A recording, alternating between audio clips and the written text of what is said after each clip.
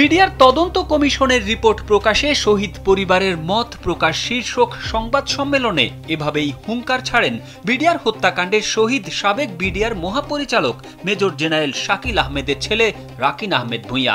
সোমবার রাজধানীর মহাখালীর রাওয়া ক্লাবে তিনি বলেন, শেখ হাসিনা ভারতের স্বার্থে ও নিজের ক্ষমতা দীর্ঘায়িত করার স্বার্থে এই হত্যাকাণ্ড ঘটিয়েছে।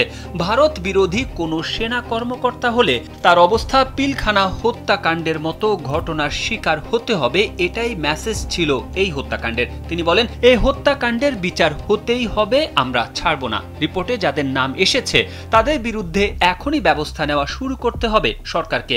মীর জাফরদের বিচার করতে হবে, না হলে আরো একটা পিলখানা হত্যাকাণ্ড ঘটতে পারে। এ সময় শহীদ সেনা পরিবারের সদস্যরা বলেন, স্যান্ডেলিনা সো, রূপচর্চায় আভিজাত্য।